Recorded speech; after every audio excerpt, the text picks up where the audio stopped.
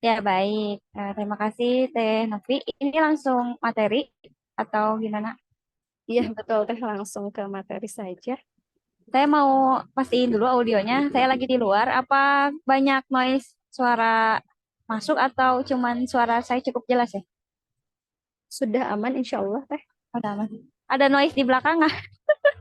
Suara yang masuk gitu? Jelas-jelas Alhamdulillah. Oh, jelas. Saya izin sharing ya. Sebentar.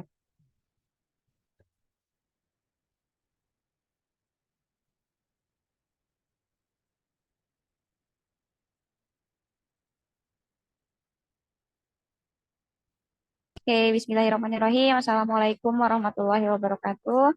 Alhamdulillahirabbil alamin wa bihi nasta'inu ala umuri dunya waddin wassalatu wassalamu ala asrofil anbiya'i wal mursalin wa ala alihi washabihi ajmain. Amma ba'du. Ya, terima kasih bunda-bunda semua, teteh-teteh semua. Ini bunda-bunda atau teteh-teteh? Rata-rata ini yang ikutan sudah menikah atau belum? Coba chat di kolom chat ya. Udah nikah atau belum nih? Jadi saya manggilnya jelas, teteh atau bunda-bunda. Oke, baik. Jadi, alhamdulillah terima kasih kepada pemuda Istiqomah ya sudah memberikan saya kesempatan untuk sharing tentang beberapa hal yang mungkin sudah saya jalani mungkin ya. Ini temanya yang diangkat adalah tentang small things, big impact. Jadi bagaimana caranya hal-hal kecil bisa berdampak banyak atau bisa memberikan dampak yang besar bagi masyarakat semua. Sebelum kita bicara tentang dampak, sebelum kita bicara tentang hal apa yang bisa kita lakukan, kita harus mulai mulai dulu pembahasan kita hari ini dengan peran manusia di muka bumi ya. Nah, peran manusia di muka bumi ini dijelaskan dalam surat Quran surah Al-Baqarah ayat 30 ya. Jadi Allah tuh menciptakan manusia menjadi khalifah di muka bumi. Jadi ceritanya gini, sebelum ada manusia di muka bumi ini, Allah tuh menciptakan jin kan. Allah menciptakan malaikat, Allah menciptakan jin. Kemudian jin tersebut Allah kasih amanat nih untuk tinggal di muka bumi. Jadi sebelum ada manusia di muka bumi, jin dulu yang tinggal di muka bumi. Jin itu dijadikan Allah sebagai khalifah di muka bumi sebelum ada manusia ya. Tapi ternyata saat bangsa jin menempati bumi, ternyata mereka berbuat kerusakan, mereka membunuh, mereka berbuat kezaliman dan lain sebagainya. Pada akhirnya Allah menyuruh pasukan dan malaikat untuk mengusir mereka dari muka bumi. Tapi pasukan jin ini nggak mau. Mereka malah lari ke tengah lautan, kemudian ke pinggir-pinggir pantai dan sebagainya. Ini yang menyebabkan ada hadis yang bilang bahwa setan atau bangsa jin itu punya singgasananya di tengah laut seperti itu. Jadi sebelum adanya manusia nih di muka bumi, sebelum Allah jadikan manusia sebagai khalifah di muka bumi, Allah jadikan terlebih dahulu jin yang tinggal di muka bumi ini. Tapi ternyata mereka berbuat kerusakan dan akhirnya Allah nggak percaya sama mereka, Allah ngusir mereka, tapi ternyata mereka pengen tinggal di bumi aja seperti itu. Nah, pada akhirnya Allah nyiptain lagi nih manusia. Terus pas bikin, malaikat nanya, ya Allah, kok nyiptain lagi makhluk yang malah mau bikin kerusakan lagi di muka bumi? Bukannya kemarin udah bikin makhluk, terus jadiin di muka bumi, terus mereka berbuat kerusakan. Terus kenapa sekarang jadiin lagi manusia ya buat jadi khalifah, tapi mereka akan berbuat kerusakan. Terus Allah bilang apa? Kamu tidak akan mengetahui apa yang aku ketahui. Seperti itu. Jadi memang tujuan manusia ini menjadi khalifah di muka bumi. Yang kedua, itu beribadah kepada Allah. Jadi ada di Quran surah Al-Baqarah ayat 21 bahwa Allah menciptakan manusia untuk beribadah kepada Allah gitu ya, sembahlah Tuhan itu. Kemudian yang selanjutnya adalah Allah juga berpesan kepada kita sebagai manusia bahwa kita jangan meninggalkan generasi yang lemah. Ada di Quran surah An-Nisa ayat 9 ya. Jadi dan hendaklah takut kepada Allah itu orang-orang yang sekiranya mereka meninggalkan keturunan yang lemah. Nah, para ulama menjelaskan keturunan lemah di sini keturunan yang sebagaimana mereka tidak mengetahui ilmu-ilmu agama, mereka tidak mengetahui bagaimana cara-cara menjalankan perintah-perintah agama gitu ya. Terus bagaimana mereka tidak mengetahui untuk yang jawaban dari Uqdatul Kubro itu. Uqdatul Kubro kan terdiri dari tiga pertanyaan ya. Dari mana kita berasal, untuk apa kita hidup, dan kemana kita akan mati. Jadi generasi lemah ini nggak bisa ngejawab tiga pertanyaan ini. Dari mana kita berasal, kemudian untuk apa kita hidup, dan kemana kita setelah mati. Itu adalah generasi yang lemah. Kita bahas dulu ya fungsi kita hidup ini tuh apa gitu ya. Yang pertama tadi apa? Menjadi khalifah. Yang kedua menyembah Allah atau beribadah kepada Allah. Yang ketiga, tugas kita adalah tidak meninggalkan generasi yang lemah. Yang selanjutnya, tugas kita sebagai manusia yang hidup di muka bumi ini apa gitu ya. Itu dijelaskan dalam Quran surah Al-Fat ayat 8 sampai 9. Sesungguhnya kami mengutus engkau Nabi Muhammad sebagai saksi, pembawa berita gembira dan pemberi peringatan. Di sini udah jelas bahwa kita sebagai seluruh umat Nabi Muhammad itu sebagai pembawa berita gembira dan pemberi peringatan atau peran dakwah di sini ya, tugas umat Nabi Muhammad. Nah, yang selanjutnya lagi, jadilah pionir katanya. Rasulullah pernah bersabda, barang siapa yang memperkenalkan suatu amalan baik yang diikuti, maka dia akan mendapatkan pahalanya dan pahala itu setara dengan pahala yang mengikutinya. Seperti itu diriwayatkan oleh Sunan Ibnu Majah. Begitu pun sebaliknya ya, kalau kita jadi pionir yang buruk, semua keburukan itu pasti kita dapat dosanya. Kalau kita jadi pionir kebaikan, semua pahala yang dilakukan sama pengikut kita atau orang-orang yang mendengarkan nasihat kita itu akan pahalanya sampai kepada kita. Contohnya ada dua nih, kalau misalnya yang jadi pionir baik itu sebagaimana Utsman bin Affan. Sampai saat kan ada satu masa di mana Utsman bin Affan itu beli suatu sumur dari orang-orang Yahudi gitu ya. Sumur itu dijadikan gratis bagi orang-orang Muslim yang menikmati air di sana.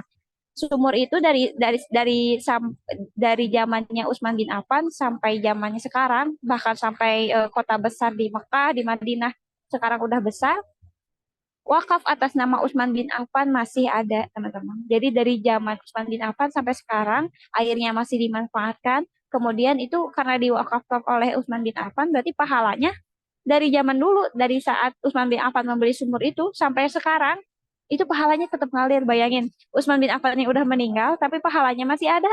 Nah, itu yang disebut dengan pionir kebaikan. Tapi berbeda lagi dengan contoh yang lainnya. Ingat kisah anaknya Nabi Adam? Anaknya Nabi Adam kan ada konflik antara Kabil dan Habil ya. Kabil, mana yang ngebunuh?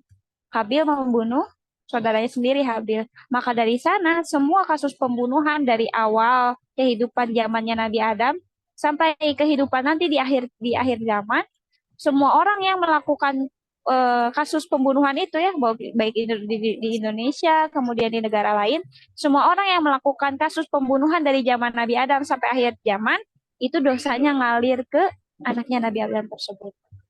Jadi kita punya peran, jadilah pionir. Kita mau jadi pionir yang mana? Mau jadi pionir kebaikan atau mau jadi pionir keburukan? Tinggal dipilih aja itu.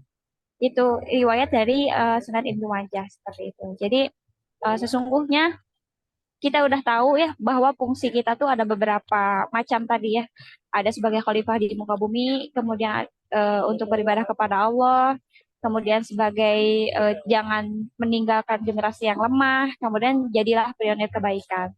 Nah, terus apa sih teh peran muslimah selama hidup? Kan tadi kita ngebahas tentang peran manusia secara general ya. Dari awal kehidupan bagaimana, kemudian tugas-tugas yang ditimpakan Allah kepada kita apa saja, itu sebagai manusia maupun itu akhwat ataupun ikhwan ya.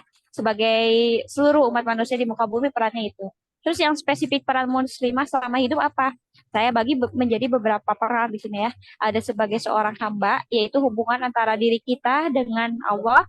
Kemudian yang kedua adalah sebagai seorang anak dengan orang tuanya. Jadi kita dapat memposisikan diri kita sebagai peran muslimah yang perannya anak, yang punya hubungan dengan orang tuanya. Kemudian peran yang ketiga adalah sebagai istri dari suaminya, teman partner hidup dari suami kita. Yang selanjutnya adalah sebagai ibu dari anak-anaknya. Yang selanjutnya adalah sebagai teman dan makhluk sosial bagi lingkungannya. Yang terakhir adalah sebagai pendakwah dan penyebar kebaikan. Ternyata ruang lingkup kita sebagai muslimah itu sangat banyak ya teman-teman. Di sini ada beberapa hal sebagai seorang hamba yang bisa kita evaluasi apakah hubungan kita dengan Allah itu sudah baik-baik saja sampai sekarang, sholat kita apakah dijaga atau enggak, kedekatan kita dengan Al-Quran bagaimana dan sebagainya, itu adalah terkait dengan peran kita sebagai seorang hamba. Yang selanjutnya adalah sebagai seorang anak dari orang tuanya. Yang bisa kita evaluasi di sini apakah hubungan kita dengan orang tua baik-baik saja, apakah kita sudah mencoba birrul walidain kepada mereka gitu ya, atau bahkan hubungan kita dengan orang tua masih buruk gitu ya, itu bisa dievaluasi dari peran ini. Yang selanjutnya adalah sebagai seorang istri dan suaminya. Ini kalau yang udah nikah ya pasti punya suami, kalau yang nggak belum punya nikah, yang belum nikah pasti belum punya suaminya.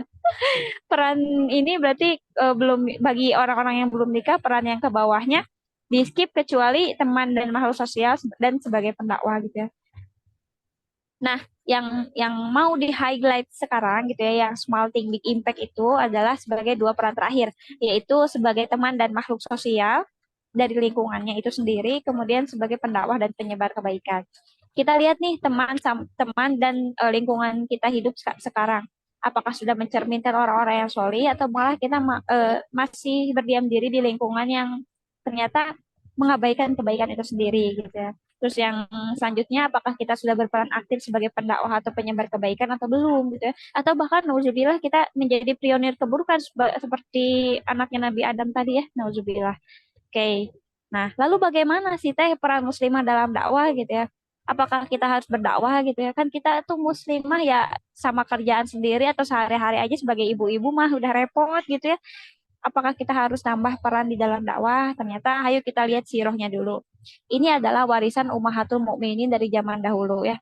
Ada yang sebagai periwayatan hadis, Ibunda Aisyah paling banyak, yaitu 2.210 hadis yang beliau riwayatkan dari Rasulullah.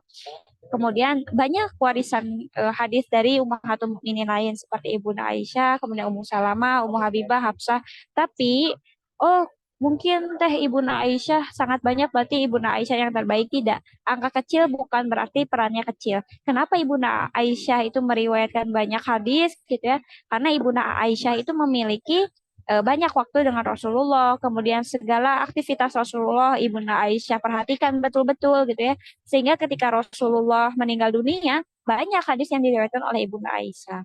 Tapi bukan berarti Ibunda Saudah yang yang hanya meriwayatkan 5 hadis saja itu berarti perannya kecil, nggak kayak gitu. Karena Ibunda Saudah saat menikah dengan Rasulullah bahkan memberikan waktunya, waktu giliran malamnya gitu kan, ada di gilir ya.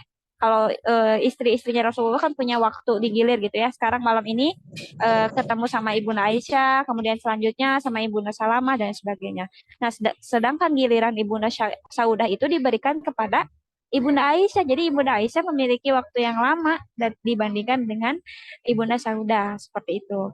Ternyata warisan Ummahatul Mukminin juga mereka memiliki peran yang aktif dalam dakwah bahkan dalam periwayatan hadis.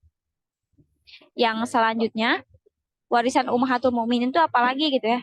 Dalam apalagi warisan Ummahatul Mukminin selanjutnya adalah uswah hasanah atau sebagai rujukan para sahabat. Ini Ibunda Aisyah lagi, Hafsah dan Safiyah gitu ya. Jadi ketika Rasulullah sudah meninggal, ilmu-ilmu Islam bagaimana gitu ya diajari oleh siapa ya? Salah satunya adalah diajari oleh Ibunda Aisyah, Ibunda Hafsah dan Ibunda Safiyah.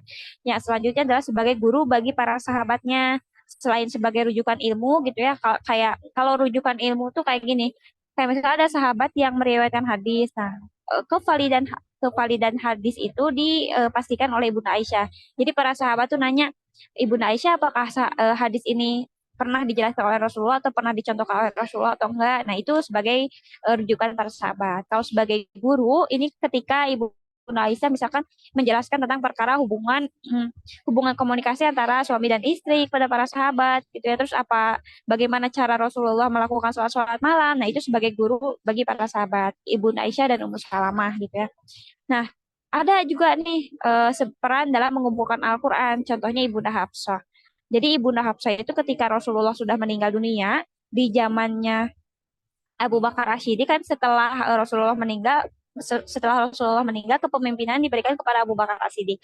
Nah, ketika kepemimpinan Abu Bakar Asyidi ini ada isu atau ada rencana untuk mengumpulkan Al-Quran gitu ya. Jadi pada saat itu, pada zaman dulu Al-Quran tuh nggak kayak sekarang teman-teman. Al-Quran sekarang kan tinggal enak ya, tinggal dibawa, ada yang ukuran kecil sampai ukuran besar, dibawa ke tas, terus kita baca gitu bareng-bareng. Tapi kalau misalkan dulu itu karena apa ya, teknologi kertas itu belum ada dan belum secanggih sekarang, Al-Quran itu ditulis dalam lembaran-lembaran kulit, lembaran-lembaran di atas batu-batu tipis gitu ya. Bisa bayangkan nggak sebanyak apa gitu ya, sebanyak apa tulisan Al-Quran yang pada masa itu, pada masa Abu Bakar As-Siddiq. Kemudian Umar itu mengusulkan kepada Abu Bakar, Abu Bakar, kenapa enggak sih kita kumpulin aja ayat-ayat Al-Quran. Toh juga teman-teman penghafal Al-Quran pada syahid gitu ya, pada meninggal dunia, daripada ayat-ayat Al-Quran ini menghilang, lebih baik kita kumpulkan. Dan teman-teman tahu di mana dikumpulkannya? Itu dikumpulinnya di kamarnya Hafsah. Jadi kan eh, kita perlu ruangan nih buat ngumpulin kulit-kulit gitu ya, terus batu-batu lempengan-lempengan dari batu yang tipis itu kan harus ditumpuk sesuai dengan ayatnya, sesuai dengan suratnya, dan itu memerlukan ruangan. Dan ruangan yang digunakan untuk mengumpulkan Al-Quran pada saat itu adalah Ibunda Hafsah. Ibunda Hafsah diriwayatkan melindungi ruangan itu dan tidak pernah keluar dari sana. Jadi kan khawatirnya ada orang-orang yang munafik, khawatirnya ada orang-orang jahat yang mau apa menghilangkan ayat-ayat Al-Qur'an yang sudah dipilih. Nah, dijaganya sama siapa? Dijaganya sama Ibunda Hafsah, dan Ibunda Hafsah itu sambil menjaga Al-Qur'an sambil berpuasa, teman-teman. Jadi jangan apa ya, jangan anggap remeh sebuah sebuah kebaikan gitu ya. Bayangin kalau misalkan Ibunda Hafsah tuh nggak ngejagain ruangan itu, kemudian ada yang apa ya, ada yang orang-orang munafik yang mau menghancurkan Islam, misalkan dan sebagainya. Dan setiap Al-Quran yang dibaca sampai sekarang, dari zamannya Abu Bakar sampai sekarang, Ibunda Hafsah itu kebagian pahalanya dari sana loh, Masya Allah. Berapa banyak orang Muslim di sini, berapa banyak ayat Al-Quran yang dibaca tiap hari, dan setiap hurufnya atau setiap lembaran yang dibaca oleh kita saat ini, itu pahalanya ngalir ke Ibunda Hafsah. Padahal perannya menjaga ruangan pada saat pengumpulan Al-Quran. Masya Allah kan, ini adalah salah satu hal tentang small thing, big impact, seperti itu. Nah, selanjutnya nih, kalau tadi kita berbicara tentang kisah Hafsah, sekarang kita berbicara tentang kisah Asma binti Abu Bakar. Kalau kisah Asma binti Abu Bakar ini ada di peristiwa hijrah, sebagaimana kita ketahui ya, kisah Asma binti Abu Bakar. Berarti kalau misalnya Asma binti Abu Bakar, anaknya Abu Bakar. Pada saat hijrah, Rasulullah dan Abu Bakar, nah itu ada peran Ibunda Asma di sana. Jadi pada saat Abu Bakar dan Rasulullah hijrah dari Mekah ke Madinah, kemudian beristirahat dulu kan di sebuah gua. Nah, di istirahat di gua tuh nggak sehari 2 hari, teman-teman. Ada yang meriwayatkan 3 hari, ada yang meriwayatkan sampai 6 hari gitu ya, berhari-hari. Dan pada saat itu, pada saat pergi, Abu Bakar tidak membawa perbekalan yang cukup karena buru-buru karena dikejar-kejar pembunuh. Kemudian Rasulullah udah mau dibunuh sama orang-orang kafir Quraisy di Mekah. Pada saat itu karena perbekalannya habis, Asma lah yang berinisiatif, ya udahlah Bapak gitu ya, ke Abu Bakar, ya udahlah Pak, nggak apa-apa gitu, biar Asma aja yang ngirim nanti makanan ke gua itu, janjian aja di sana, tunggu aja di sana, Asma akan ngirim makanan. Dan pada peristiwa hijrah yang sangat itu ya, sangat tegang di sana karena dikejar-kejar penjahat gitu ya, Ibunda Asma yang sedang hamil 9 bulan rela bawa makanan ke padang pasir, bolak-balik dari rumah ke gua yang jaraknya itu nggak dekat, teman-teman, jauh, jalan kaki sambil hamil 9 bulan.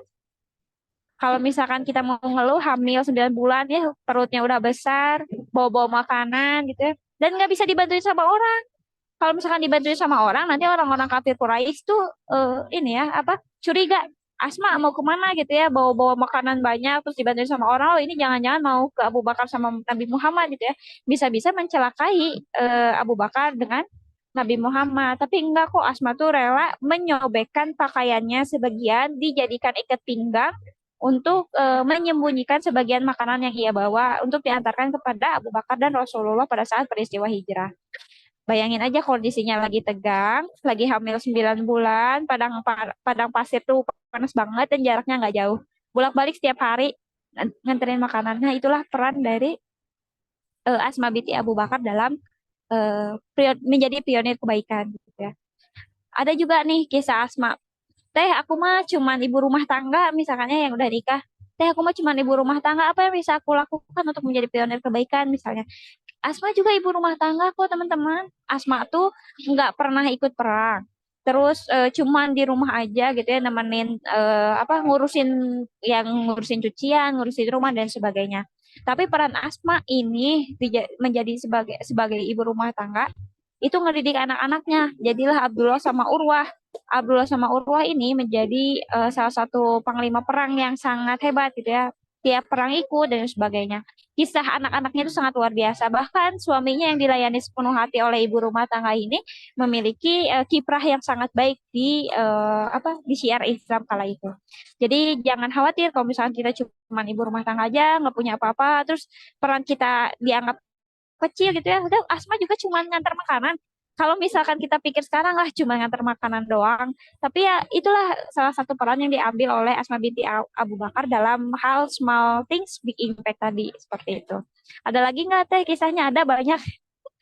Ini selanjutnya adalah kisah Nusaimah binti Ka'ab. Kalau Nusaimah binti Ka'ab itu dia adalah penyedia logistik dan kesehatan saat perang Uhud. Jadi pada saat perang Uhud karena kondisi Muslim yang saat itu sedikit, akhirnya Nusaibah binti Ka'ab ini ikut dalam barisan perang, teman-teman.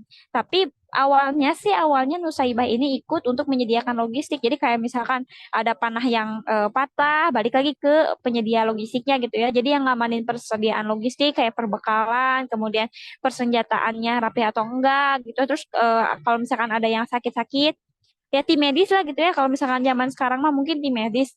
Nah, Nusaibah binti Ka'ab ini menjadi tim medis di perang Uhud. Tapi tahu kan kejadian perang Uhud gimana? Pas umat Muslim dinyatakan perang, oh menang nih kaum kafir Quraisy ternyata pergi duluan. Ternyata enggak kan pasukan panahnya turun, turun gunung. Ternyata pasukan kafir Quraisy itu datang lagi ngepung umat Muslim.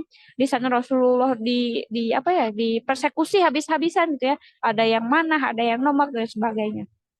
Nusaibah yang melihat hal ini nggak tega lihat Rasulullah dikondisikan seperti itu ya.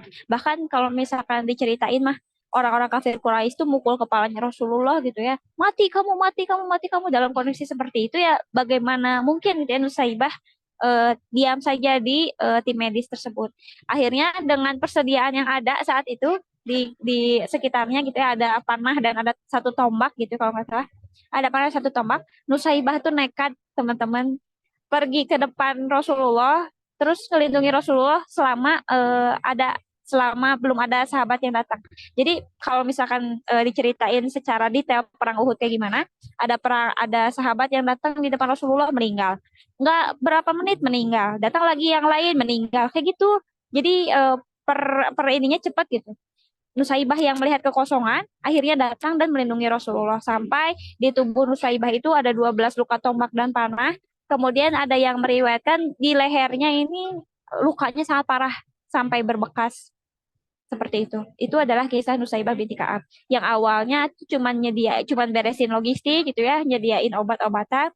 Pada akhirnya harus berani dan mau berperang untuk melindungi Rasulullah. Itu adalah kisah Nusaibah binti Ka'ab. Kalau misal kalau misalkan kita lihat small thing-nya apa? Small thing-nya cuma ngejagain logistik teh. Cuma ngejagain logistik gitu ya, nyediain obat dan sebagainya. Tapi ternyata sampai sekarang riwayatnya masyhur sekali. Ini memberikan big impact tadi ya, peran yang besar di agama Islam. Ada lagi teh ada kisah Ummu Hakim binti Al Haris. Ummu Hakim binti Al Haris ini suaminya adalah salah satu orang yang darahnya halal dihalalkan gitu ya. Jadi Ummu Hakim binti Al Haris ini punya punya suami namanya Ikrimah bin Abu Jahal. Tahu kan Abu Jahal siapa? Abu Jahal adalah pamannya Nabi Muhammad yang sangat peran dakwah. Jadi dia tuh paling nggak suka kalau umat Islam tuh tumbuh besar gitu ya. Abu Jahal tuh paling benci kalau umat Islam tuh bertambah banyak. Itu ini ya nyambung ke anaknya Ikrimah ini. Dan bahkan Rasulullah telah menghalalkan.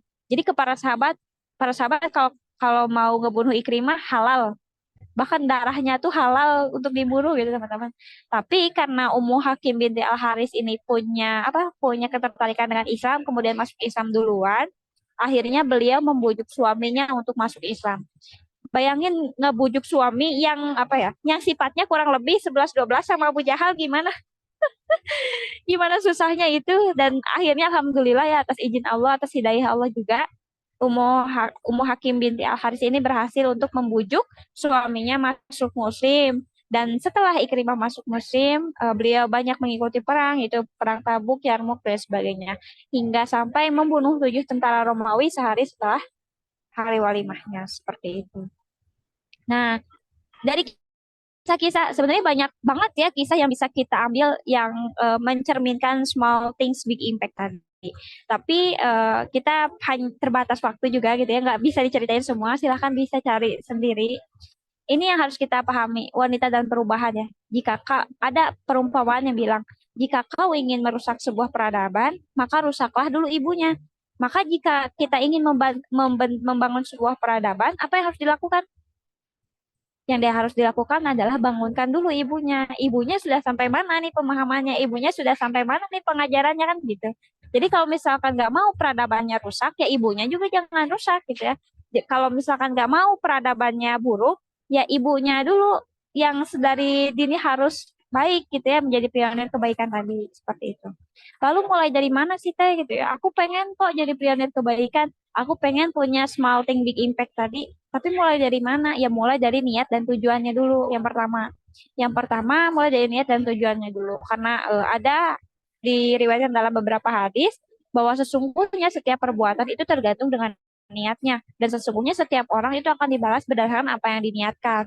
Jadi kalau misalkan kita mau, oke, sekarang aku mau jadi pionir kebaikan. Terus aku mau ambil langkah walaupun kecil tapi setidaknya bisa bermanfaat buat banyak orang. Tapi lurusin dulu niatnya buat apa? Kita ngelakuin kebaikan itu buat apa? Apakah menjadi terkenal? Apakah menjadi orang yang mau dihormati? Apakah mau duniawi gitu ya?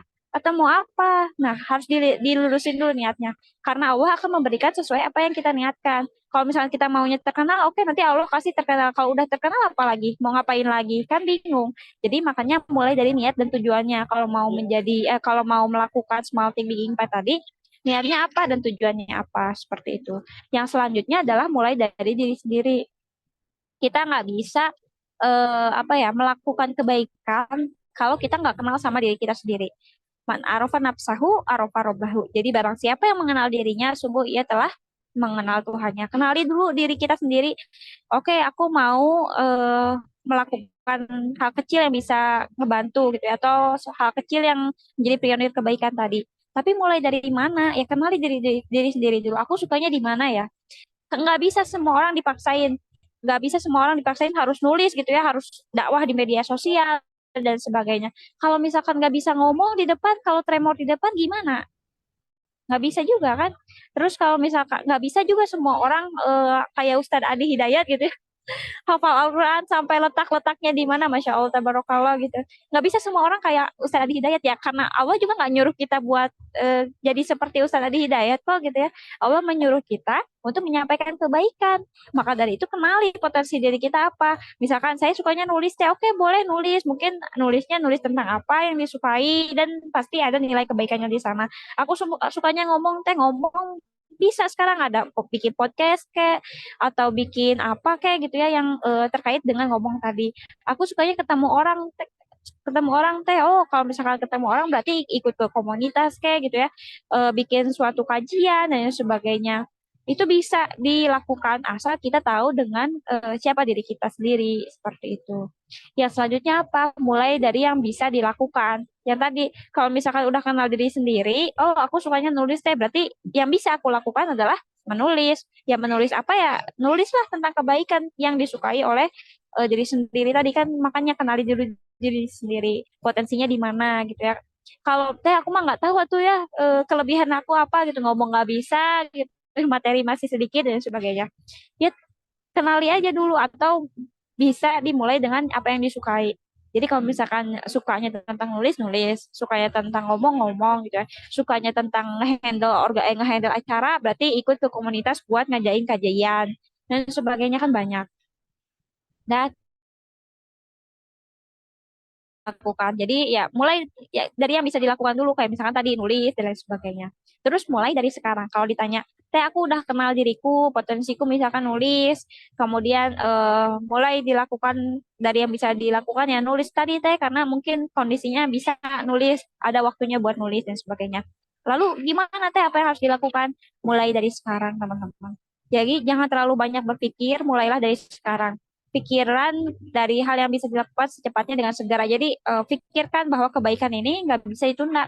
Jadi ada para ulama yang bilang kalau mau berbuat baik itu nggak usah ditunda-tunda. Kalau misalkan nanti ditunda-tunda, ya nanti kita keburu meninggal, jadi pahalanya nggak maksimal. Jadi kita akan menyesal di akhirat nanti gitu.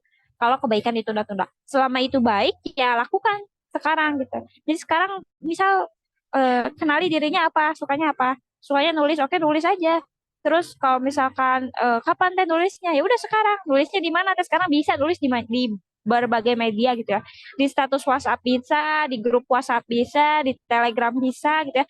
Di media sosial bisa, semua nulis tentang status yang tekstual tuh ada di mana-mana sekarang bisa banget nulis gitu. Jadi mulai dari sekarang dan lakukan apa yang sesuai dengan potensi tadi. Apa yang harus dilakukan untuk membuat sebuah karya teh gitu ya. Sebenarnya karya itu menurut Kamus Besar Bahasa Indonesia juga artinya pekerjaan. Arti lainnya adalah karya dari hasil perbuatan. Jadi jangan bayangkan karya itu adalah sesuatu hal yang besar ya. Karya itu harus punya buku bestseller, karya itu harus punya film yang mega mega mega film gitu ya di layar lebar gitu ya. Atau karya itu berdampak suatu bisnis yang besar. Karya itu nggak selamanya seperti itu teman-teman. Karya itu adalah sebuah perbuatan dari hasil yang kita lakukan. Jadi kita melakukan apa, kita mengerjakan apa, ya itulah karya gitu ya. Walaupun kecil ya memang itu karya. Jangan remehkan sekecil apapun karya yang kita lakukan.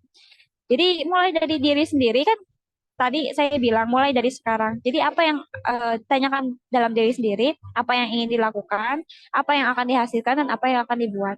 Tanyain aja dalam diri sendiri, pasti diri sendiri masing-masing dari sini punya potensi masing-masing yang bisa dikerjakan nantinya seperti itu.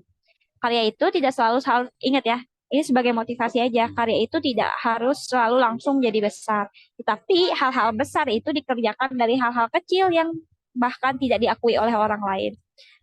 Dulu pas awal-awal nulis desain nggak bisa, yang baca sedikit, followers bahkan nggak sampai 1.000. Tapi ya nulis aja karena suka nulis gitu ya, dilakuin aja. Tapi sampai sekarang alhamdulillah banyak tulisan-tulisan yang udah jadi buku dan sebagainya. Itulah hasil dari small things big impact tadi. Nggak ada karya besar yang langsung besar gitu ya. Karya itu dimulai dari hal-hal kecil yang dilakukan secara konsisten. Nah, apa yang harus dilakukan teh? Selanjutnya adalah manajemen waktu, teman-teman. Jadi setiap orang pasti memiliki waktu yang sama 24 jam. Namun kenapa hasilnya ya ternyata berbeda? Ya, itu mungkin dari pengaturan waktunya. Mungkin di saat kita tidur nih, mereka yang punya impact besar itu sedang membaca buku. Mungkin saat kita sedang scrolling nih, scrolling Instagram gak jelas, lihat video-video lucu yang kurang bermakna gitu ya. Mereka sedang mengurusi bisnisnya, pantaslah bisnisnya besar. Mungkin saat kita sedang shopping gitu ya, scroll scroll shopping gak jelas, masuk keranjang tapi nggak pernah di check out. Mereka sedang bersedekah banyak-banyak buat dirinya sendiri gitu ya, buat kehidupannya dan sebagainya. Inilah yang menjadi manajemen waktu penting. Bagaimana cara kita manajemen waktu? Ini ada teori dari The Ancient Herb Metric. Jadi ini dibagi menjadi empat bagian gitu ya. Ada urgent berarti penting, salah. Ada urgent berarti penting, ada not urgent berarti nggak penting. Ada important dan not important gitu ya. Urgent tuh segera, important tuh penting. Jadi segera dan penting, ini tidak segera dan tidak penting. Ini harus dilakukan. Kalau misalkan ada sesuatu hal yang harus disegerakan dan itu penting, maka lakukan. Kalau nggak penting tapi harus, kalau penting tapi nggak segera gitu ya, nggak terdesak, ya dijadwalkan. Kalau nggak penting tapi mendesak, didelegasikan. Kalau misalkan nggak penting dan nggak mendesak, ya dihapus. Kayak misalkan apa teh? Kayak misalkan urgent dan important itu pasti sholat ya. Sholat itu harus dilakukan, nggak bisa didelegasikan. Kalau misalkan penting tapi nggak penting tapi mendesak, nggak penting kayak mendesak tuh kayak beres-beres rumah kalau ibu-ibu rumah tangga. Kalau dianggap penting sih nggak penting juga gitu ya beres-beres rumah, tapi mendesak. Kalau nggak diberesin, kitanya bisa stres kan kalau ibu-ibu lihat rumah tuh berantakan di mana-mana. Ya didelegasikan. Kalau misalnya kita nggak bisa ngerjain ya delegasiin, kan bisa panggil ada ibu-ibu yang bisa bantu kerjaan rumah kita dan sebagainya.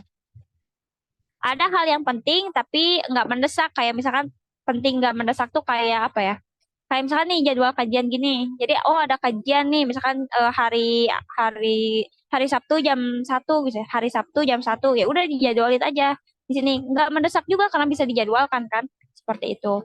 Kalau misalkan di delete, ya ini hal-hal yang nggak penting dan nggak mendesak, nonton Netflix, nonton drama Korea gitu. Apalagi yang nggak penting dan nggak mendesak, scrolling YouTube gitu ya, hal-hal semacam itulah yang harusnya di delete. Ya kalau misalnya udah dihapus, kegiatan-kegiatan yang nggak berguna kayak gitu diganti dengan kegiatan-kegiatan baik yang dapat menghasilkan suatu karya. Seperti itu kayak misalkan biasanya nonton drama Korea satu episode 1 jam. Ganti aja 1 jam tadi dengan baca buku kayak atau nulis sesuatu kayak gitu ya atau apalah itu disesuaikan dengan persepsi teteh-teteh semua. Yang selanjutnya adalah muhasabah diri. Mulai perbaiki sedikit demi sedikit. Orang nggak mau mulai melangkah itu karena menilai dirinya itu kecil. Teh aku ini nggak paham apa-apa loh teh. Gimana caranya aku menyampaikan kebaikan kalau misalkan aku nggak paham apa-apa gitu. Ya kata Rasulullah juga nggak harus nyampaikan semuanya. Rasulullah juga bilang sampaikanlah walaupun 1 ayat. Kalau misalkan kamu hafal 1 ayat itu ya udah sampaikan aja. Kenapa malu gitu ya? Teh aku kan gimana dong banyak yang hujat itu aku belum baik tapi aku menyampaikan sok-sokan gitu ya sok-sokan ngajarin orang dan sebagainya ya maka dari itu selama kita kita berazam dalam diri kita untuk menyampaikan kebaikan mulailah perbaiki diri jadi kita menyampaikan kebaikan sambil kita memperbaiki diri sedikit demi sedikit mulai perbaiki kemudian berprogres kepada yang lebih baik kalau gagal ya ulangi lagi kalau nggak paham ya belajar lagi kalau ada ujian nih jalani dan kuatin lagi dong kalau ada halangan, sabarnya lebih banyakin lagi. Kalau ada hadiah dari Allah, rasa syukurnya ditambah lagi. Karena seseorang pasti akan diuji dengan apa yang ia cintai, ia sampaikan, atau ia inginkan. Jadi kadang-kadang kita mencintai dunia, ya Allah akan terus-menerus menguji kita di hal duniawi atau nih kita menjadi pionir kebaikan dengan menyampaikan sesuatu kayak misalkan saya aktifnya menyampaikan siro atau menyampaikan tentang pengasuhan anak ada aja kejadian yang selalu menyangkut apa ya berhubungan dengan apa yang saya sampaikan jadi ketika saya menyampaikan tentang anak ngasuh tuh harus kayak gini kayak gini kayak gini nanti Allah uji itu dengan anak yang kasusnya sama gitu ya dengan yang ditanyakan atau yang disampaikan. Nah, selanjutnya Allah akan uji kita dengan apa yang kita inginkan. Kalau misalkan kita menginginkan sesuatu dengan misalkan kita pengen rumah nih, ya Allah aku pengen rumah, tapi kadang Allah ngejauhin kita dari keinginan itu. Kan seperti itulah cara sistem Allah bekerja, sistem hidup bekerja gitu. Jadi kalau misalkan teh aku belum paham apapun nih teh aku masih nggak baik nih teh aku masih gini gini gini itu sejatinya pikiran dari setan untuk menghambat kita mendekati kebaikan menghambat kita mendapatkan pahala gitu ya kalau misalkan udah jalan teh aku udah menyampaikan kebaikan aku udah coba dakwah aku coba ini tapi ada teh ternyata di selentingan teman-temanku yang bilang kamu mah so alim gitu ya apa gini-gini itu adalah salah satu ujian berarti yang datang kepada kita tentang apa yang kita sampaikan.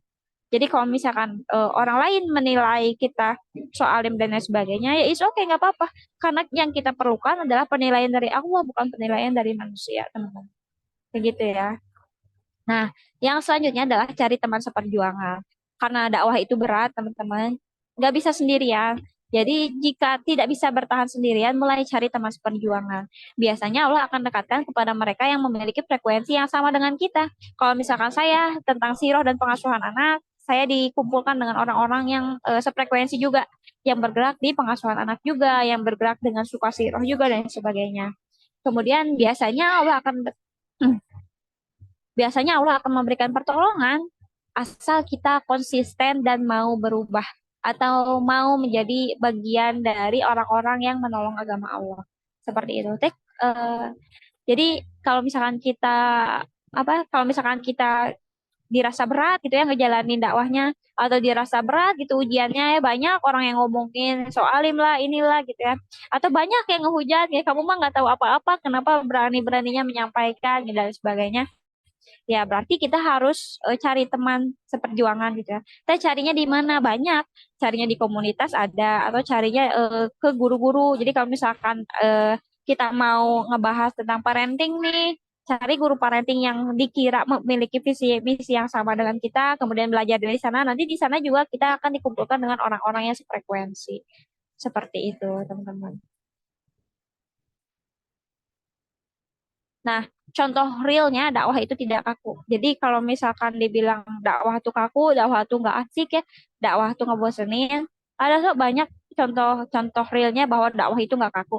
Ada seorang mantan K-popers misalnya yang menjadi pendakwah dengan target orang-orang yang suka Korea. Ada juga orang yang mantan wibu ya yang suka anim, tapi menjadi pendakwah bagi orang-orang yang masih nonton anim, terutama anim-anim yang seksi gitu ya dan sebagainya.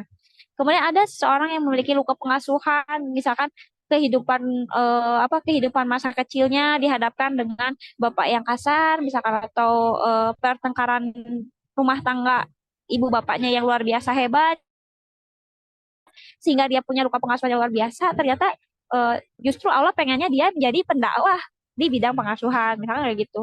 Kemudian ada seorang penjudi handal yang menjadi pendakwah bagi orang-orang yang masih suka judi dan lainnya.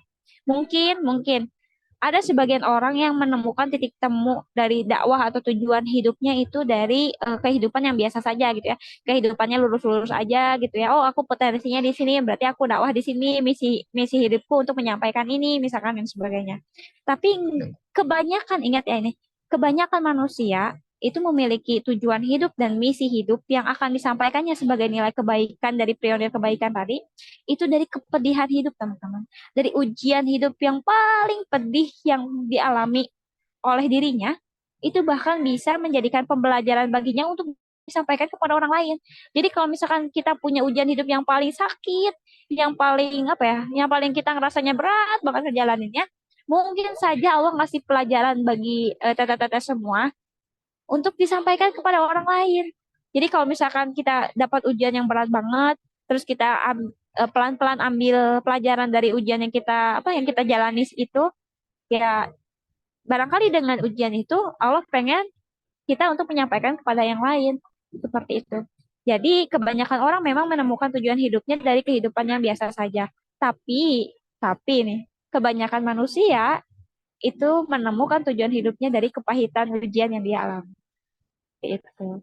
Nah, sekian materi dari saya. Jazakumullahu khairan. Nah, pesan dari saya mungkin tidak usah malu untuk memulai. Malulah jika sampai saat ini kamu belum mau memulai. Saya kembalikan lagi kepada moderator Tevita, silahkan.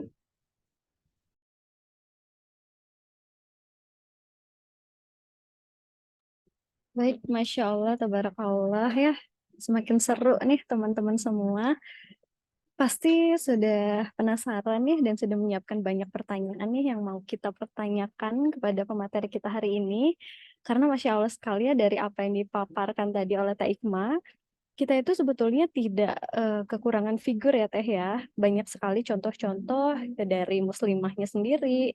Kita bisa mengikuti apa namanya perjalanan siapa, kita bisa mencontoh kehidupan siapa gitu. Sebetulnya kita tidak kekurangan figur tersebut gitu ya. Kita tuh nggak usah capek-capek mencari figur dari luar begitu ya, karena disebutkan tadi ada Asma binti Abu Bakar, ada Nusaibah binti Ka'ab yang kita bisa ambil banyak ibroh gitu ya dari kehidupan, dari perjalanan kehidupannya begitu. Nah, buat teman-teman nih, karena kita ada sesi pertanyaan ya Teh ya, insya Allah. Mungkin untuk yang pertama bisa dibuka 2 pertanyaan terlebih dahulu untuk yang raise hand. Mangga, silahkan.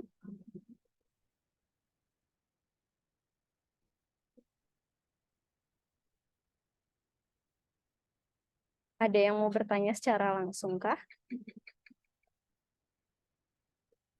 Atau kalau malu-malu boleh di kolom chat saja.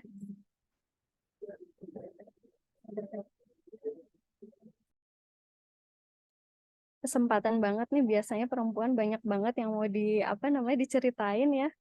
Mudah-mudahan Boleh sesi Q&A jadi sesi curhat juga nggak masalah. gitu tuh, Masya Allah. Udah baik banget nih teman-teman semua, Ahwat Filah semua. Silahkan jika ada yang mau dipertanyakan. Nah, sini sudah masuk ya. Oh, ini ada pertanyaan dari kolom chat Teh Ikma, dari Teh Dewi dari Jakarta. Oh, bukan Teteh ya, Mbak mungkin ya. Dari Jakarta. Apakah Teh Ikma bikin jadwal tertulis sebelum memulai hari? Bisa langsung dijawab aja mungkin ya Teh. Kalau jadwal tertulis ya saya bikin. Jadi kebetulan kan saya sukanya nulis dan kebiasaan kebiasaan saya itu bikin jurnal teh. Jadi setiap hari ada jurnal yang ditulis. Kayak misalkan hari ini aja itu dari pagi sampai sore itu udah ke jadwal. hari ini ada ada 4 kegiatan yang saya lakuin. Misal dari pagi saya ada kegiatan di ibu-ibu alumni Selaras Fitrah, pengasuhan Selaras Fitrah. Yang kedua saya ngisi juga tadi siroh tentang Al-Aqsa. Yang ketiga ini agenda saya jam 8 sampai jam 10, jam 10 sampai jam 12, jam 1 sampai jam 3 gitu ya. Agenda ini terutama di agenda ketiga saya dari jam 1 sampai jam 3. Nanti dari asar ke maghrib mungkin istirahat, maghribnya saya mau pulang ke rumah ibu di Sumedang. Jadi Kak, untuk mengatur waktu, saya rekomendasikan untuk coba jadwal harian teh. Jadi untuk mengambil dan memilih gitu ya, mana yang kegiatan yang harus diprioritaskan, mana kegiatan yang boleh ditunda dan sebagainya. Coba aja tulis, boleh ditulis di jadwal harian. Tapi apakah jadwal harian itu harus selalu ada kegiatan? Nggak apa-apa kok kalau nggak ada kegiatan. Kayak misalkan saya ibu rumah tangga di saat nggak ada kegiatan, itu di jadwal aja tulis. Oh sekarang saya mau misalkan mau beresin spray gitu ya, mau bersihin gorden kamar dan sebagainya kayak gitu teh. Jadi ada jadwal khusus di hari itu saya mau ngapain kayak gitu. Jadi ada kebayang nih pas pagi-pagi itu, oke hari ini adalah jadwal untuk mencuci spray misalkan. Kayak gitu cuman satu hal kecil aja mungkin bisa jadi perubahan besar nantinya kalau misalnya kita rutin ngejadwalin gitu. Iya teh, jadi kalau misalkan nanya teh apakah dijadwal tiap hari, karena saya orangnya tekstual, saya juga suka journaling, jadi semua hal yang saya lakukan itu ditulis di dalam jurnal tersebut. Menjawab nggak teh? Alhamdulillah begitu ya. Apakah sudah cukup? Dari Mbak Dewi sudah terjawab ya, Alhamdulillah. Nah, untuk next ini pertanyaan kedua di sesi pertama ada dari sebentar dari Arsya, Mbak Arsya dari Depok. Assalamualaikum Teh Ikma, Jazakillah khairan sharing ilmunya. Izin bertanya, bagaimana menata semangat agar bisa tetap istiqomah dalam menyebar kebaikan? Karena kadang kan udah mulai, tapi di tengah jalan semangatnya loyo. Bagaimana mengatasi hal demikian? Syukran. Mangga Teh Ya, Ikma. kalau misalkan saya pernah sih ada satu masa di mana saya tuh malas konten, malas nulis, tumben banget ya. Biasanya nulis tuh bisa membawa kebahagiaan, tapi ternyata kalau misalkan dilakukan terus-menerus itu dapat membawa kebosanan juga ya. Ya pastilah kita manusia pasti ada fase bosannya. Gimana caranya ngatasinnya? Kalau saya rehat deh. Jadi kalau misalkan memang sudah overwhelm banget, kita udah nggak mau ngelakuin itu, ya jangan dilakuin daripada kita melakukan sesuatu hal yang dalam hati kita tuh bertentangan gitu ya, kitanya nggak mau ngelakuin tapi karena kata Teh Ipan ya harus coba terus-terusan. Kalau misalkan capek nggak usah dikerjain tapi buat janji ke diri sendiri. Kalau saya sih kalau di saat malas konten atau malas nulis atau malas apapun itu atau malas ambil undangan kajian dan sebagainya, saya kayak kayak ngasih waktu ke diri sendiri gitu teh. Jadi kalau misalkan sekarang oke saya malas dan saya nggak akan ngerjain apapun, saya lagi istirahat dulu gitu ya, dari istirahat dulu dari dakwah ini misalkan. Saya istirahatnya berapa lama teh? Waktu itu sampai hampir 4 bulan. 4 bulan saya nggak ngapa-ngapain, tapi nanti setelah 4 bulan itu saya berjanji akan balik lagi dengan sesuatu yang baru. Kayak gitu. Jadi cara menyemangatinya adalah boleh take a rest berapa saat gitu ya, tapi kita harus berjanji dengan diri kita sendiri mau sampai kapan istirahatnya. Kasih batasan waktu istirahatnya. Terus setelah istirahat itu diambil jangan jangan keterusan gitu. Yang ini mah udah istirahat, terus aja istirahat nggak dilanjutin. Jangan sampai seperti itu. Buat janji pada diri sendiri gitu ya. Buat janji pada diri sendiri mau balik lagi gitu ya, mau ngerjain itu lagi dan sebagainya. Itu yang pertama, kasih batasan dan buat janji ke diri sendiri. Yang kedua itu pasti ada di dalam dakwah itu. Makanya tadi saya rekomendasikan untuk cari teman.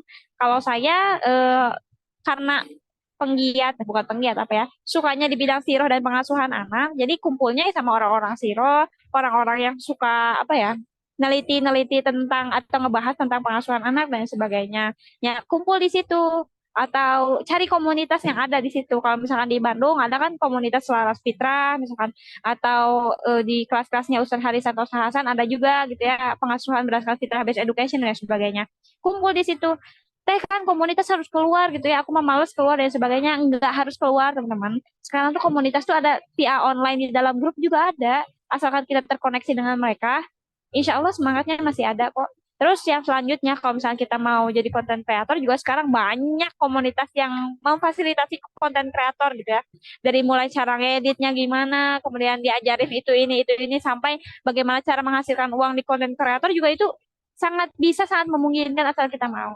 Jadi saran dari saya kalau misalkan emang lagi malas ya jangan dilakuin. Terus cari batasan istirahatnya dulu. Terus berjanji kepada diri sendiri buat balik lagi. Terus cari temen yang sefrekuensi. Dakwahnya di mana atau mau menjadi prioritas kebaikan apa, cari yang sefrekuensi buat bisa nyemangatin. Kayak gitu. Mudah-mudahan. Mudah-mudahan bisa menjawab.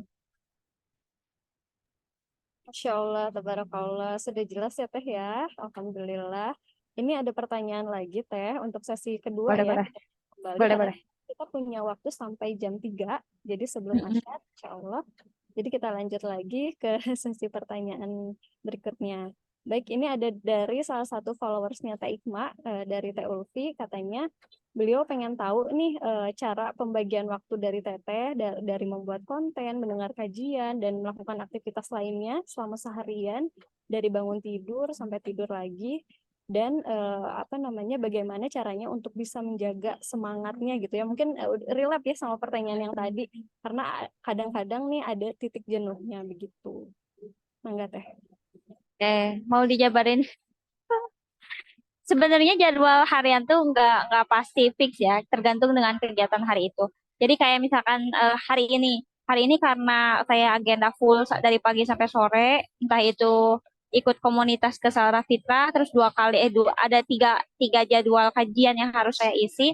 Jadi saya nggak konten full hari ini kajian gitu. Tapi kalau misalkan di saat harus konten, biasanya nih jadwal harian saya biasanya dimulai dari jam 3 subuh. Jam 3 subuh saya sudah mulai aktivitas, biasanya bangun tuh ngejalanin hak-hak Allah dulu gitu ya. Di jam itu hak apa saja yang harus saya lakukan sebagai seorang hamba terhadap Tuhannya. Di jam itu sekitar kurang lebih sejam atau 45 menitan lah ya. 45 menitan. Di sana pas nunggu waktu subuh biasanya saya ngejurnal. Jadi di antara waktu tahajud dengan waktu subuh ngejurnal mulai nulis teh kok bisa gitu bangun tidur malam-malam terus langsung ngejurnal karena itu adalah ya itu tadi teh saya sukanya nulis, saya sukanya ngejurnal. Ya makanya tadi kenali dulu diri sendiri sukanya apa. Karena anak-anak saya dua, terus masih ada yang asik juga. Jadi kalau nulis jurnal pada saat anak-anak sudah bangun itu tidak memungkinkan, teman-teman. Jadi saya pilih waktu di antara itu gitu seperti itu. Kalau misalkan nggak ngejurnaling, saya dengerin kajian di waktu ini. Jadi ketika nunggu tahajud sama subuh, saya tuh biasanya nyimak kajian di sini. Nyimak kajian di sini setelah subuh, biasanya suami anak-anak sudah bangun gitu ya. Suami saya ke masjid sama anak saya yang pertama, sisanya saya sama anak kedua. Nah, biasanya anak kedua tuh dipindah tidur aja keluar gitu, tapi belum bangun, jadi dipindah tidur keluar aja setelah subuh ya biasa lah ya zikir pagi dan sebagainya. Nah setelah subuh itu semua anggota keluarga sudah bangun teh. Suami saya megangin anak saya yang dua, anak yang pertama, anak yang kedua. Saya ngerjain domestik dari setelah subuh. Setelah zikir pagi semuanya, saya ngerjain domestik. Yang ini apa ya? POP ibu rumah tangga mungkin ya. POP ibu rumah tangga. Ngerjain domestik, sapu, ngepel, masak, terus sambil nyuci baju, dilakuin semua di jam itu. Sampai kurang lebih di jam 8 pagi, semuanya sudah selesai teh urusan domestik itu. Jadi kalau misalkan makan, masak, cuci piring, jemur baju dan semuanya itu udah selesai di jam 8. Karena biasanya sarapan itu selesai jam 7. Semua baju kotor udah masuk ke mesin cuci, jam 8 itu udah selesai jemur kayak gitu. Jadi prinsip saya kerjakan domestik di awal. Karena saya kalau misalkan apa ya, kalau domestik saya belum kelar di jam 9, itu saya bisa apa ya, bisa stres gitu ya. Seakan-akan berkejaran dengan matahari. Ketika matahari sudah berada di atas, sementara pekerjaan domestik saya masih berantakan, saya itu nggak suka kayak gitu. Jadi jam 8 pagi itu semua harus sudah selesai pekerjaan domestik entah apapun itu. Anak-anak udah makan, anak-anak udah mandi dan sebagainya. Jadi suami bisa kerja, saya pun bisa melakukan aktivitas yang saya mau gitu di jam 8 itu. Dari jam 8 sampai jam 12 itu biasanya tentatif ya. Kadang-kadang main sama anak, kadang-kadang sambil baca buku dan lain sebagainya. Nah, ketika anak-anak tidur siang, kita sudah makan malam, makan siang. anak-anak tuh biasanya tidur dari duhur sampai asar. Nah, disitulah waktu saya buat konten di jam-jam itu, jam 12 sampai jam asar, jam 12 sampai jam 3 sore. Pas waktu anak-anak tidur, anak-anak udah tidur, pekerjaan domestik sudah selesai, nggak ada PR lagi untuk itu. Ya udah di situ ngaji lah, ngedengerin kajian lah, atau menulis kah, atau bikin konten ya di jam-jam itu. Nah, setelah anak-anak saya bangun di waktu asar, itu udah jadi waktuku menjadi hak-hak anak-anak lagi, ngerjain hak-hak anak-anak kayak misalkan siapin makan malam untuk suami, kemudian mandiin anak, dan sebenarnya kayak ibu-ibu rumah tangga pada umumnya gitu ya. Angkatin jemuran, lipetin baju dan sebagainya di jam-jam asar sampai maghrib. Dari maghrib sampai isya itu waktunya kita hafalan. Jadi kayak misalnya anak-anakku setor hafalan kepada pada uminya gitu, terus aku ngapalin apa surat bagian apa, terus baca Quran bareng-bareng. Kalau misalkan lagi haid dan lagi anakku nggak ada hafalan baru, biasanya kita tuh apa ya, nyetel nyetel murotal aja, kalau enggak kita berkisah, pokoknya waktu-waktu santai lah ya, udah habis maghrib ke sana tuh waktu-waktu santai. Dan saya tidur nggak pernah lebih dari jam 9 malam biasanya. Kalaupun lebih dari jam 9 malam berarti itu ada sesuatu hal yang saya kerjakan. Jadi biasanya jam 9 malam tuh ruangan semua ruangan udah agak gelap gitu ya, karena kita udah tidur semua. Kayak gitu teh kurang lebih jadwal dari bangun tidur sampai tidur lagi. Tapi nggak selamanya seperti itu ya. Kadang di hari ini saja saya full di luar. Jadi saya nggak masak, saya nggak nyuci baju, saya nggak jemur karena memang seharian ini saya kebagian jadwal di luar. Ya itu yang saya ceritain tadi, kalau misalkan qadarullahnya memang nggak ada jadwal keluar dan memang jadwalnya ya gitu-gitu aja tiap hari. Kayak gitu deh, mungkin menjawab nggak? Atau ada yang mau ditanyain lagi? Boleh. Atau mau curhat mungkin boleh. Masya Allah. Mudah-mudahan bisa terjawab ya Teh Ulfi. Jadi kita itu harus punya rundown ya Teh ya. Itu dalam apa namanya melakukan kegiatan sehari-hari begitu. Mudah-mudahan Iya. bisa jadi apa namanya eh, terpacu juga gitu ya untuk bisa memperbaiki aktivitas kita mulai dari hal-hal kecil begitu. Nah, ini belum ada yang mau bertanya secara langsung nih. Kita seling dulu ya. Siapa yang mau bertanya secara langsung silakan. Oh, ini Ini ada. ada nih, Teh Priska nih. Oke, baik. Silahkan kepada Teh Rizka ya. Admin tolong Hmm. diaktifkan itunya audionya ya. Jangan, oh, udah teh. Silahkan kepada Teh Rizka. Makasih banyak Teh Ikma. Assalamualaikum. Waalaikumsalam. Teteh maaf sebelumnya nggak bisa aktifin eh, kamera soalnya nggak bagus jaringannya. Nggak apa-apa. Iya. Aman. Teteh, kan aku lumayan cukup lama ngikutin Teteh di Instagram. Aku langsung aja ya Teh ya sama pertanyaannya. Jadi Boleh. di kadang tuh Teh, kalau kita misalkan dakwah, kalau aku pribadi ya belum sampai di level teteh sih, cuman kayak ya udah bikin konten, kemudian tapi habis itu banyak kan nggak semangatnya. Nah di pikiran aku penasaran nih, sepengalaman Teh Ikma itu dalam berdakwah teteh kita harus ada targetnya nggak sih Teh? Terus itu yang pertama. Terus yang kedua, apa sih tolak ukur kalau dalam berdakwah itu kita ada progresnya? Ini pengalaman Tete aja sih sharing gitu. Makasih banyak ya Oh, Teh ya. iya. Oke, kalau misalkan satu tentang target dakwah. Target dakwah tentu harus ada targetnya, tapi target apa dulu ya?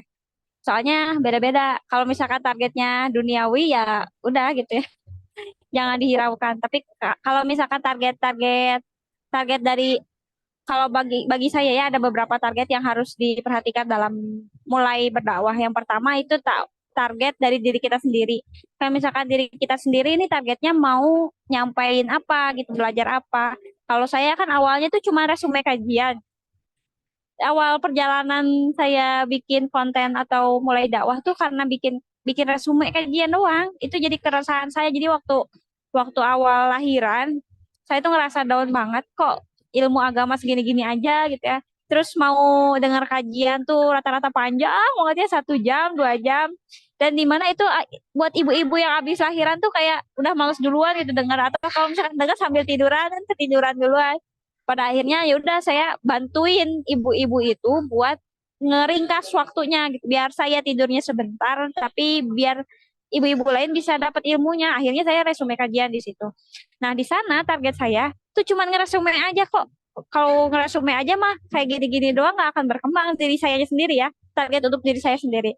Pada akhirnya eh, itu tuh pencacakan apa ya? Pencacahan materi teh. Jadi dari ustadz ini belajar ini, ustadz ini belajar ini. Kok saya bingung sendiri akhirnya ya kok terlalu banyak. Asli karena ilmu Islam tuh sangat luar biasa banyak. Pas saya apa ya resume kajian itu banyak banget materinya. Akhirnya saya persempit materi apa yang saya pengen sampaikan dan materi apa yang bisa saya kuasai gitu ya. Dan saya sukai tentu saja ya. Kalau nggak suka ya bagaimana kita menguasainya. Pada harinya kita ketemu dengan saya ketemu dengan Ustadz Umar Mita pada saat itu ya. Ustadz Umar Mita, kemudian kebetulan Ustadz Umar Mita itu sedang sedang dengan Ustadz Abi Maki pada saat itu gitu. Teh kok bisa ketemu Ustadz Umar Mita? Jadi ceritanya dari resume yang sering saya resume itu Ustadz Umar Mita tuh ngenotis gitu ya, ngenotis saya dan pada akhirnya diajakin buat jadi tim dakwahnya. Dulu pas awal-awal. Nah, pada saat jadi tim dakwahnya itu diundang ke daerah Bekasi sana untuk ketemu di ruang dakwah Syamela waktu itu. Waktu awal-awal banget belum belum seramai sekarang ya Syamela itu waktu berapa tahun yang lalu ada Ustadz Abi Maki dan di sana tuh Ustadz Abi Maki sedang menyampaikan tentang siroh. Nah, disitulah saya merasa loh kok saya ilmu sirohnya nggak ada banget gitu ya Ustadz Abi Maki itu ngejelasin ini tuh silsilahnya gini gini gini gini. Padahalnya saya mikir kayaknya aku tertarik deh buat belajar siroh lebih dalam gitu ya. Soalnya pas Ustadz Abi Maki ngejelasin, saya tuh nggak ngerti apa-apa. Ini saudaranya siapa gitu, ini suaminya siapa, ini perannya apa, saya nggak ngerti apa-apa di situ. Merasa malu banget nggak bisa apa-apa gitu karena nggak paham nggak ada ilmunya di sini dan pada saat itu saya menargetkan bahwa oke dakwah saya sekarang mau tentang siroh dan saya harus pahami itu pada akhirnya pada saat itu saya ngomong ke suami saya mau belajar siroh tapi saya mulai dari mana saya bingung gitu suami akhirnya merekomendasikan buat masuk Kutab Al-Fatih pada saat itu. Jadi kan di Kutab Al-Fatih itu ada program tentang Akademi Siroh ya. Di sana tuh komprehensif sekali pembahasannya. Akhirnya saya masuk ke sana. Itu kondisi saya lagi hamil anak pertama, sampai lahir anak pertama saya belajar siroh di sana. Gitu. Itu ceritanya. Buat kalau ditanya targetan tadi, itu target bagi diri saya sendiri. Target saya menargetkan diri saya harus menguasai siroh, saya harus hafal siroh minimal kalau nggak sepenuhnya hafal, saya tahu tentang sahabat-sahabat, saya tahu tentang sirah nabawiyah seperti apa dari awal sampai akhir, saya tahu kehidupan rumah tangga Rasulullah seperti apa, saya tahu pengasuhan pada zaman dahulu seperti apa gitu ya. Kemudian sahabat-sahabat terdekatnya bagaimana perannya, kemudian apa saja andil sahabat-sahabat itu di dalam peran Islam gitu dan sebagainya. Hingga sampai ke saya baca di kitab Bidayah wa Nihayah tentang kisah Nabi Adam sampai Nabi Muhammad full buku kitabnya selama kurang lebih 2 tahun lebih untuk baca buku itu.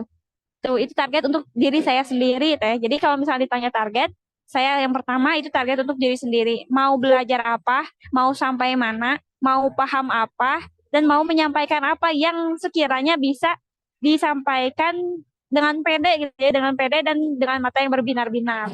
Itu yang pertama. Yang kedua, target untuk audiens dakwah teh. Jadi dakwah itu nggak bisa kita seluruh umat muslim targetnya kita semua nggak bisa kayak gitu.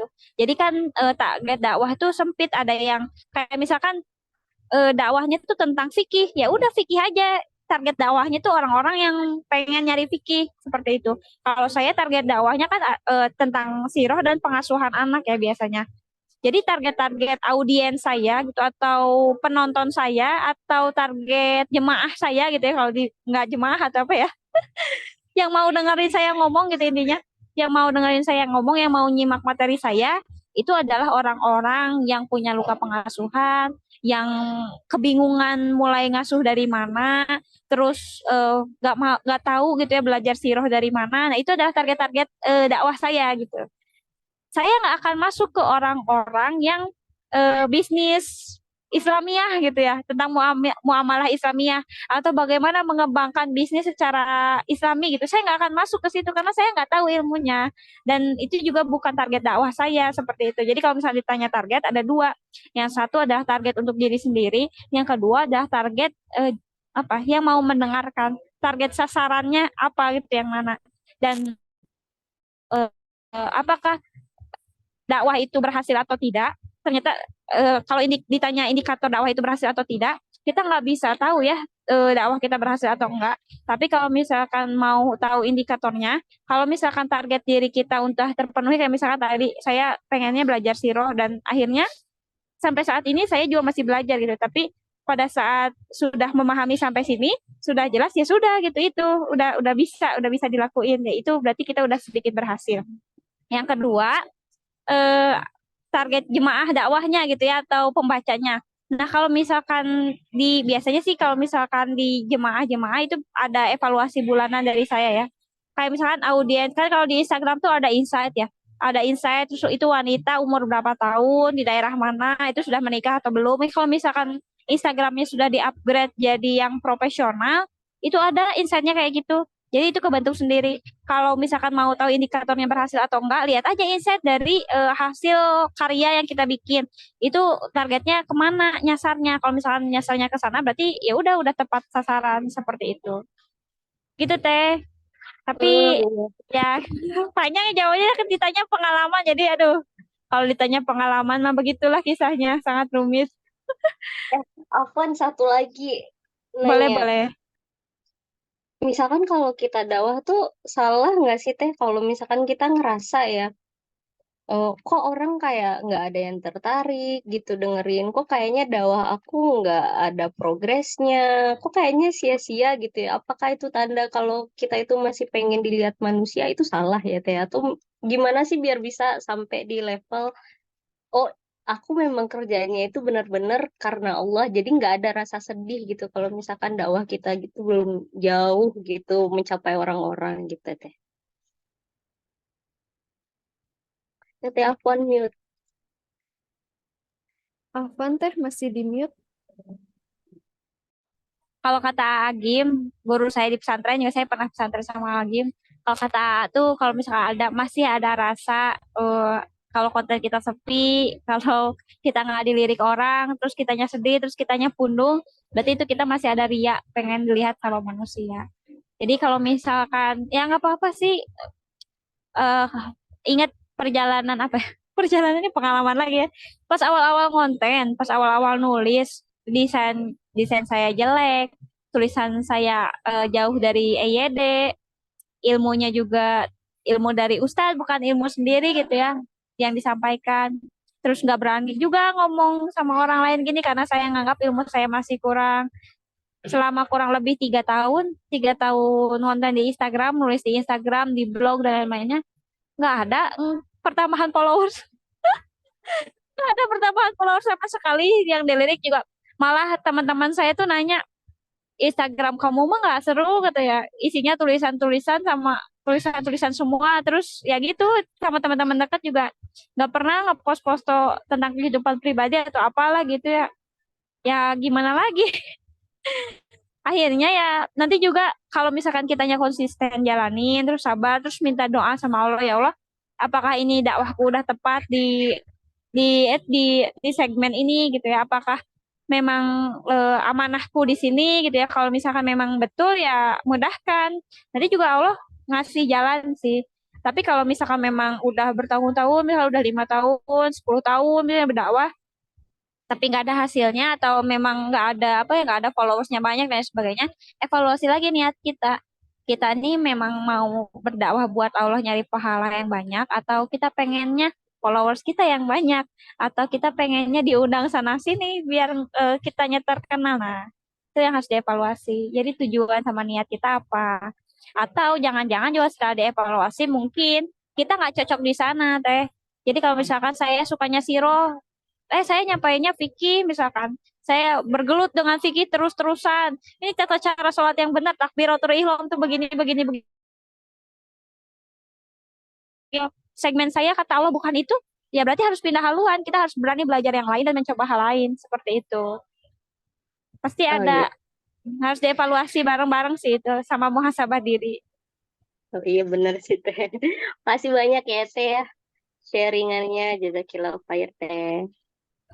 Ya, Baik, alhamdulillah semoga terjawab ya Teh Friska. Selanjutnya kita seling lagi nih Teh ke kolom chat ya karena dari jam 2 tadi sudah bertanya, jadi Teh Lesti harus sabar. Banyak, sok boleh boleh. Nah, ini dari Teh Kartika, Teh izin bertanya, ketika kita sebagai ibu dan istri masih sibuk dengan urusan rumah, hal mudah sebagai awal supaya bisa berdakwah seperti apa? Seringnya ketika saya berkegiatan di luar rumah, sering ada kondisi yang kurang kondusif seperti itu. Saya juga ibu rumah tangga teh, anak saya dua, saya nggak pakai ART, semua kerjaan domestik saya kerjain sendirian, nggak sih sama suami berdua. Saya nggak ada bantuan sama sekali gitu ya. Keluarga juga jauh, keluarga saya semua di Sumedang, keluarga suami di Garut. Kami tinggal di Bandung tuh berdua, berempat sama anak dua gitu. Kondisinya sama mungkin ya. Kita juga survive sendirian. Bahkan saya nggak ada ART sama sekali karena nggak ada neni juga, nggak ada pengasuh anak, nggak ada pembantu rumah tangga. Pengasuhan sama kegiatan domestik semua saya kerjain sendirian. Cara mensiasatinya adalah manajemen waktu tadi teh. Jadi saya mengambil batasan pada diri saya sendiri. Semua hal domestik harus selesai under jam 9 paling barter. Jadi jam 9 pagi itu semua kerjaan domestik harus sudah selesai. Mau nggak mau, suka nggak suka jam 9 pagi itu harus sudah selesai, apapun kondisinya. Memang terlihat saklek banget ya, tapi kalau misalkan nggak dijalanin kayak gitu, ya kita nggak akan bisa punya waktu buat ngerjain sesuatu yang lain. Bagaimana caranya untuk mensiasati itu ya kerja sama suaminya. Jadi Bi atau Abang atau Mas, tolong dong tiap pagi wayahna gitu. Wayahnya itu bahasa Indonesianya apa ya?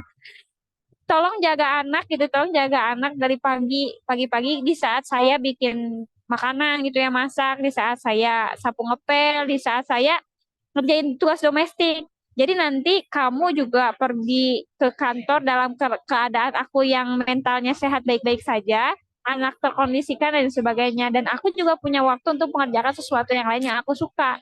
Kayak gitu.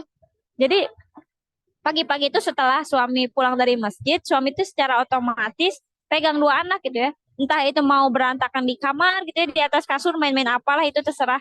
Entah itu mau diam di karpet ruang tengah gitu ya. Tapi harus ada satu ruangannya yang dikorbankan terlebih dahulu teh. Dibuat mereka main-main, terutama kalau misalnya punya anak, pasti ada satu ruangannya harus dikorbankan untuk berantakan banget gitu ya main-main.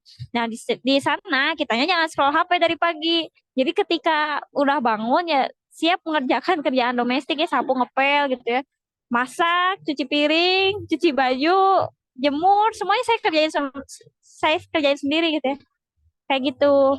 Jadi bareng-bareng teh gimana dong kalau misalkan aku tuh capek gitu ya sama domestik, kalau misalkan kebetulan saya adalah penyuka pekerjaan domestik. Jadi saya sangat senang sekali beres-beres rumah. Mungkin ada ibu-ibu di luar sana yang justru beres-beres rumah itu beban bagi dirinya gitu ya. Ya nggak apa-apa. Kalau misalkan nggak bisa dikerjain sendirian, kata saya tadi apa, delegasikan. Jadi kalau misalnya nggak kuat dikerjain sendirian, minta bantuan juga boleh. Terutama untuk hal-hal pekerjaan rumah, kayak misalkan kalau misalkan punya rezeki lebih, ya delegasikan hal itu kepada orang lain. Teh ini mah misalkan budgetnya terbatas, nggak bisa didelegasikan. Terus apa ya? Dikerjain sendiri juga nggak bisa, gimana tuh? Itu harus ada pembagian jadwal teh. Pembagian jadwal kayak gimana? Kayak misalkan, oke, hari ini nggak nyapu, nggak ngepel, nggak masak, tapi mengerjakan apa kayak gitu. Atau nanti misalkan ngepelnya di jam berapa, kemudian jemur bajunya di jam berapa, itu dijadwal aja sama diri sendiri. Karena setiap orang tuh pasti memiliki jadwal yang beda-beda. Terus ambil waktu untuk khusus bikin sesuatu gitu ya. Kalau misalkan mau bikin konten mah enggak di malam hari kah, ketika anak-anak sudah tidur nih. Ada satu kisah teman saya. Saya itu konten kreator tentang makanan makanan sehat gitu ya. Konten kreator tentang makanan sehat. Awalnya dia followersnya 1.000, tapi sekarang sudah 119 119.000 followers dalam waktu 1 tahun. Dia tuh ngonten malam-malam saat anaknya tidur. Dia tuh cuma masak aja, masak di kontennya gitu, tapi masakan-masakan sehat. Kayak gitu, tapi ngerjainnya ketika anak-anak tidur. Dia tuh nggak suka beres-beres. Dia tuh bertolak belakang banget sama saya gitu ya. Saya suka beres-beres, dia nggak suka beres-beres. Pada akhirnya bagaimana cara dia mensiasati untuk beres-beres? Ketika dia sudah konten, kan kalau masak kontennya banyak banget ya. Ya dia beres-beresnya pada saat sudah itu saja. Jadi kalau bangun tidur dia nggak kayak saya, kan saya bangun tidur harus selalu siap siaga untuk mengerjakan pekerjaan rumah gitu ya. Kalau dia bangun tidur nyantai, nggak peduli rumah tuh mau seberantakan apa gitu ya. Terus suaminya pergi, ya udah dia santai aja apa ngajak ngejaga anak itu walaupun kondisi rumahnya memang belum bersih gitu ya dan lain sebagainya. Tapi nanti ketika dia sudah ngonten malam-malam, dia mulai beres-beres rumah di malam hari. Kayak gitu teh. Jadi mungkin saja teteh-teteh adalah tipe yang ya udah gitu nyantai dan sebagainya. Nanti bisa ada waktunya di malam hari buat mengerjakan domestik. Memang ada yang bilang domestik harus dikerjakan pagi hari. Enggak kan? Domestik itu bisa dikerjakan kapan aja kan semaunya ibu-ibu. Jadi nggak usah bikin tekanan ke dalam diri sendiri. Rumah itu harus rapi, rumah itu harus bersih, masak itu harus masak sendiri. Kalau bisa beli di warteg untuk mempertahankan mental kita ya nggak apa-apa gitu ya.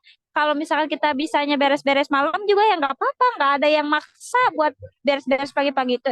Beres-beres itu harus pagi-pagi seperti itu. Cuman kalau saya karena takaran mental health saya ada di beres-beres, jadi saya harus beres-beres pagi-pagi seperti itu. Tapi jangan apa ya, jangan disamaratakan semua orang harus seperti itu, teteh. Jadi ambil waktunya, mungkin bisa malam, mungkin bisa sore. Baik, alhamdulillah semoga terjawab ya untuk Teh Kartika. Ini mohon maaf kalau agak berisik karena di sini sedang hujan besar. Baik, selanjutnya mungkinnya untuk dua pertanyaan terakhir. Mangga kepada Teh Resti terlebih dahulu. Ya, Bismillahirrahmanirrahim. Assalamualaikum warahmatullahi wabarakatuh.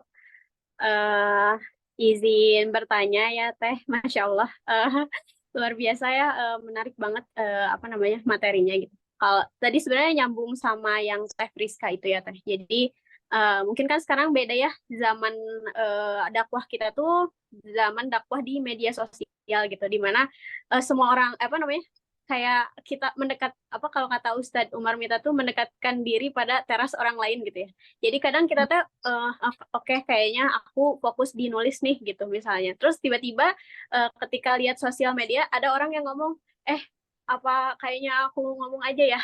Terus udah gitu lihat orang yang misalnya ngegambar gitu, atau aku ngegambar aja ya gitu. Jadi kayak apa? Jadi mau berprogres tuh susah karena ngelihat apa namanya progresivitas orang lain gitu. Jadi kadang kan apa? Jadi bingung sendiri gitu cari jati diri mau dakwah di segmen yang mana gitu. Terus misalnya kayak kok ini temen aku ikut di komunitas ini apa aku ikut aja gitu ya, nggak usah di sini gitu ya. Jadi kayak ngeliarkan diri sendiri gitu. Terus apa namanya, yang kedua sama juga ya sama kayak apa namanya, dalam sisi belajar gitu ya di sosial media tuh ketika kita lagi misalnya belajar siroh terus udah gitu ngelihat orang lain belajar bahasa Arab, ih aku belum bisa bahasa Arab, apa aku belajar bahasa Arab aja ya gitu. Terus misalnya belajar yang lain gitu, jadi kayak belum bisa apa-apa tapi malah jadi nggak ngapa-ngapain gitu Teh, karena aduh Oh, bingung gitu mau mau ngapain gitu. Itu yang pertama, jadi kayak gimana ya ngatasin hal itu gitu.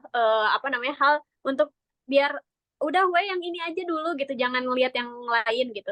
Terus yang kedua, aku tuh apa seneng banget ya sama konten teteh yang resum kajian gitu, karena itu tuh bener-bener memang kesulitan ya buat ibu-ibu gitu ya. Dan aku tuh jadi pengen tahu gitu, Teh Ikma tuh kalau misalnya ngeresum itu tuh apakah langsung nulis, karena lengkap banget ya Masya Allah. Jadi itu tuh apakah teteh langsung nulis, gimana maksudnya, nulis langsung sambil denger atau misalnya udah beres kajian tuh ngedenger rekamannya lagi. Jadi aku jadi pengen tahu, soalnya selama ini kalau aku dengar kajian tuh apa ya, belum nanti anak nangis atau misalnya minta apa mau pipis dan lain-lain. Jadi aduh ini gimana gitu, jadi kadang suka bingung gitu, jadi terus kadang suka buyar gitu ya kalau misalnya ada apa-apa.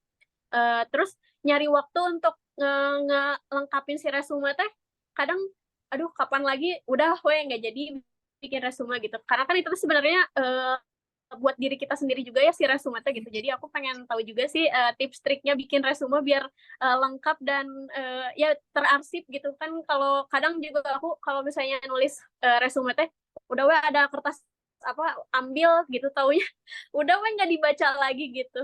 Gitu sih Teh. Hatur nuhun. oh. Ya, jawab yang pertama dulu ya tentang ini belajar yang mana segmentasinya. Jadi gini, wajarlah manusia pengen belajar banyak hal ya teh. Kalau misalkan selamanya teteh mampu, ya jalanin aja. Kayak misalkan mau belajar ini, ya udah belajar dulu aja. Kalau misalkan apa bisa ngilangin rasa penasaran mah. Jadi kalau misalkan sekarang penasaran sama bahasa Arab, tapi lagi belajar sirohnya sampai mana? Di apa ditandain dulu belajar sirohnya sampai sini. Terus penasaran belajar bahasa Arab, cobain dulu belajar bahasa Arab, masuk nggak tuh bahasa Arab? Gimana ngerti nggak tuh kalau misalkan dikasih rentang waktu kayak misalnya 3 kali belajar bahasa Arab atau 4 kali belajar bahasa Arab lah gitu, kayak diri kita tuh kadang apa ya, tangkaplah sinyal Allah gitu ya. Kalau misalkan diri kita tuh seneng, kita bakalan nggak bosen-bosen untuk belajar itu gitu kalau misalkan kitanya seneng ya. Kalau misalkan sekarang kita ternyata belajar bahasa Arab, oh ternyata bahasa Arab tuh semenyenangkan itu gitu ya. Nambah kosakata bahasa Arab tuh aku tuh jadi bahagia gitu ya. Pokoknya tanda-tanda itu adalah segmen yang tepat bagi kita. Satu, kita tuh menghabiskan waktu untuk itu tuh nggak kerasa. Jadi kalau misalkan kita baca buku, kalau aku baca buku sirah tuh berlembar walaupun tebal tuh nggak kerasa, itu seru aja bagiku ya, nggak tahu bagi yang lain. Jadi kalau misalkan ketika kita mengerjakan itu tapi waktu berlalu lama dan kitanya senang, berarti itu salah satu tandanya. Yang kedua, kita bacanya berulang kali, nggak bosen-bosen. Jadi kalau misalnya kita belajar bahasa Arab, terus tambah kosakata lagi, nggak bosen, berarti itu salah satu tandanya gitu. Yang ketiga, ketika kita menyampaikannya kembali, itu bisa membuat kita bahagia. Kalau misalkan kita ngajarin bahasa Arab, misalkan bisa bisa bikin kita pede, bisa bikin kita bahagia, berarti itu tanda ketiga bahwa itu kita segmen yang cocok untuk kita teh. Kalau misalkan saya suka baca bahasa siro, baca buku siro, bahkan begadang baca buku siro pun saya bisa gitu ya. Dan yang kedua, saya baca kisah yang sama berulang-ulang tapi riwayatnya berbeda, itu saya bikin bahagia juga. Dan ketiga, ketika saya menyampaikan ulang seperti tadi kisah-kisah siro dengan bahasa saya sendiri, nah itu sangat menyenangkan bagi saya. Berarti itu adalah segmen yang tepat. Yang mungkin teteh-teteh sendiri, apakah salah teh kalau loncat-loncat seperti itu? Nggak ada salahnya. Silahkan coba, tapi beri batasan pada diri sendiri. Kalau misalkan sekarang udah misalkan 2 bulan belajar bahasa Arab tapi tidak ada perkembangan, kemudian kita malah monoton di situ-situ aja, terus kitanya bosen, terus kitanya merasa jadi beban dari pelajaran itu, berarti itu bukan segmen yang cocok bagi kita teh. Masuk lagi ke segmen yang lain. Wajar nggak sih teh untuk loncat-loncat kayak gitu? Ya wajar aja, karena memang kita lagi cari segmen yang tepat untuk kita dan apa ya, ruang lingkup yang cocok untuk kita sampaikan menjadi menjadi penyampaian yang terbaik gitu ya di segmen kita itu gitu. Terus yang kedua adalah bagaimana cara saya meresum. Yang cara yang saya lakukan saat meresum adalah satu, cari kajian yang ada rekamannya teh. Kalau misalkan kajiannya nggak ada rekamannya, biasanya saya cuma dengerin dan tulis note kecil aja. Kalau misalkan kajiannya ada rekamannya, saya pasti resum panjang kayak Ustadz Umar Mita kan ada rekamannya yang bisa diakses gitu. Yang kedua, bagaimana saya cara meresum? Saya bagi layar, saya kan di komputer ya ngerjainnya. Saya bagi layar komputer saya menjadi 3 bagian teh. Yang pertama itu muka ustadznya yang lagi jelasin. Yang kedua itu Word Word biasa gitu buat nulis. Yang ketiga itu desain. Kalau desainnya belum selesai, saya kerjain desain dulu. Jadi ketika ustadznya lagi ngejelasin sesuatu hal, penjelasan dari yang utama, saya ngurusin desain dulu. Saya ngurusin desain dulu di bawah. Terus kalau misalkan ustadznya udah mulai kajian lagi, itu yang materi yang utama, saya pindah ke Word yang di atas kayak gitu. Tapi kalau nggak bisa tiga kayak gitu, biasanya 2. Seringnya sih 2. Jadi sebelah kiri itu muka ustadznya yang lagi jelasin, sebelah kanan tuh Word. Semuanya ditulis. Jadi kayak misalkan aku nggak peduli itunya EYD-nya baik atau enggak, terus ejaannya sempurna atau enggak, aku nggak peduli itu. Jadi kalau misalkan ustadznya ngejelasin tentang kisah apa gitu ya, aku ngetik aja sesuai dengan apa yang aku dengarkan dan apa yang aku tangkap. Nanti pas pindah desain, barulah itu pekerjaan yang ekstrimnya. Kalau pas pindah desain, mulai nggak di copy paste langsung teh. Jadi diedit dulu loh di Word-nya, terus baru dipindahin ke desain kayak gitu. Jadi di desain tuh buka desain tuh nggak lama teman-teman, cuman copy paste aja. Tapi yang lama itu adalah di Word-nya. Nah, kapan waktunya teh? Biasanya saya tuh ngedit satu arsip, satu draft resume itu tiap saya sebelum tidur. Jadi ketika anak-anak udah tidur, saya mau tidur tuh saya harus ngedraft dulu resume yang mau dipindah desain untuk besoknya. Karena target saya tuh minimal, karena di sana berisik gak sih, ini ada anak-anak. Karena target saya itu 1 minggu tuh biasanya 3 draft atau 3 sampai 4 kajian yang harus saya dengar kayak gitu. Teh, jadi barangkali kalau Teh Resti mau, tips saya mangga dilakuin, layarnya dibagi 2. Tapi saya nggak bisa, saya nggak pernah ngeresum kajian yang misalkan offline gitu. Pematerinya di depan mata saya, terus saya langsung tulis semuanya, terus dijadiin postnya, saya nggak pernah kayak gitu. Karena keterbatasan saya juga jadi ibu rumah tangga, saya memilih kajian-kajian yang ada rekamannya, terutama kajian Ustadz Umar Mita. Sekarang kan kerja sama saya sama Ustadz Umar Mita sama Ustadz Felix ya. Ustadz Felix sama Sifrun. Jadi di Kingdom of Zero ada 3 itu. Jadi saya utamain ya 3 itu aja. Dipersempit lagi gitu dari banyak ustadz yang sudah saya pelajari. Dipersempit jadi tiga ustadz itu saja yang akhirnya sering up resumenya. Kalau yang lain mungkin kalau misalnya materinya masih relate sama saya sampaikan dan saya resum. Tapi kalau masih nggak relate dengan saya atau materinya kurang masuk di saya gitu, saya nggak ini. Seperti itu Teh, mungkin bisa di ini. Oh iya, satu lagi, gimana cara saya ngarsipinnya? Saya ngarsipinnya di dokumen, jadi tiap tiap resume kajian saya bikin PDF-nya, dibikin PDF-nya itu terus dijudulin ini kajian tentang apa. Dan dokumentasi yang kedua saya simpan di resume Telegram. Jadi teman-teman juga bisa akses di Telegram saya, itu semua ada kajiannya, saya sudah bagi per sesi. Jadi ada yang per siro, ada yang materi tentang keluarga, ada yang materi tentang pengasuhan dan sebagainya. Itu udah dibagi. Jadi kalau misalkan mau baca apa, tinggal, dan itu saya bikin daftar isinya sendiri sesuai dengan tema yang sudah saya dengar kajiannya. Kayak misalkan saya mau dengar kajian tentang apa kisah Nabi Hud, itu saya tinggal lihat buka daftar isinya, diklik resumenya itu, nanti langsung ke link ke resumenya, jadi tinggal dibaca. Kayak gitu cara saya mendokumentasikan hasil semua resumenya. Itu Teh. Barangkali bisa menjawab. Ya, baik. Mohon maaf tadi Teh Tianya mungkin karena di rumahnya sinyalnya kurang bagus. Lalu juga ada tadi sempat urgent juga ada ya ke belakang dulu mungkin atau jadi menyampaikan permohonan maafnya. Jadi sementara mungkin untuk ini saya handle dulu. Baik. Teman-teman yang lain mungkin ada lagi yang mau bertanya?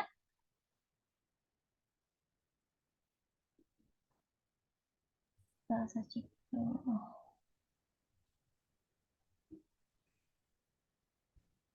Sudah semuanya mungkin ya? Sudah dijawab semuanya ya sama Teh Ikma ya? Apakah ada yang belum dijawab?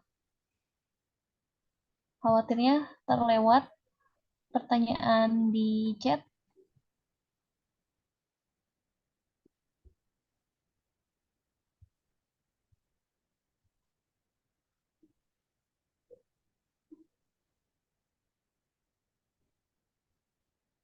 Oh, ini ada pertanyaan. Materinya nanti dibagiin nggak?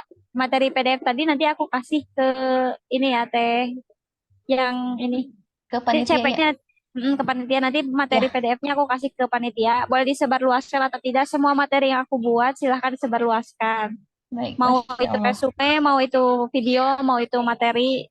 Tapi tergantung ya, ini panitianya biasanya ada panitia yang ngundang, saya ngasih materi, tapi nggak boleh disebarin keluar sama panitianya gitu ya. Kalau dari sayanya masih boleh. Silahkan. Boleh, insya Allah. Ya. Nanti mungkin karena ada grup yang khusus jamaah, nanti mungkin akan kami informasikan gitu terkait materi dari Teh Hikmat begitu mungkin. Boleh. Ya. Ya. Ada lagi mungkin teteh yang mau bertanya atau mungkin ada yang mau disampaikan mungkin dari teteh sekalian. Kalau tidak ada, dari Teh Hikmah mungkin apakah ada semacam Closing statement. Iya. Ini ya closing statement mungkin dari Teh Hikmah sedikit banget. Ya, baik. Baik teman-teman, jadi gitulah ya materi tentang small thing big impact. Jadi walaupun kita sebagai muslimah, terus sebagai ibu rumah tangga yang mau mulai berdakwah, mangga boleh mulai dari sekarang. Jadi tadi ya, jangan malu untuk memulai. Malulah kalau belum mulai-mulai. Jangan pernah mau, ya jangan pernah malu untuk memulai. Malulah jika belum mulai-mulai sampai sekarang gitu. Sebenarnya untuk jadi pionir kebaikan tuh nggak cuma berdakwah tentang materi Islam ya. Kalau zaman sekarang kan banyak ya, ada yang tentang OOTD Islamiyah dan lain sebagainya. Bahkan ada yang bisa berpenghasilan dari sana. Mungkin bunda-bunda semua atau saudara semua bisa mulai dari yang disuka apapun itu, selama itu niatnya untuk Allah, insya Allah jadi nilai kebaikan. Mangga. Insya Allah menjadi ilmu baru bagi kita semua ya. Jazakallah khair Teh Hikmah yang sudah memberikan ilmunya, waktunya juga. Insya Allah semoga berkah, lalu semoga juga dapat menjadi apa ya obor obor semangat ya untuk kita semua yang telah hadir di sini gitu. Ya karena barusan closing statement dari Teh Hikmah juga menjadi sesi penutup untuk kajian online siang ini gitu. Sekali lagi mohon maaf dari MC terutama Tevia karena mendadak ini uh, tidak bisa menemani kita sampai dengan akhir, juga dari para panitia yang mungkin dirasa kurang maksimal. Insya Allah nanti kalau misalnya teteh-teteh atau teman-teman ada yang masih mau ditanyakan bisa di grup, mungkinnya grup yang khusus jamaah begitu. Mungkin akhir kata kita ucapkan alhamdulillah bersama-sama, alhamdulillahirobbilalamin, juga doa penutup majelis gitu. Subhanakallahumma wa bihamdika asyhadu an la ilaha illa anta astaghfiruka wa atubu ilaik. Sekali lagi terima kasih banyak ya Teh Hikmah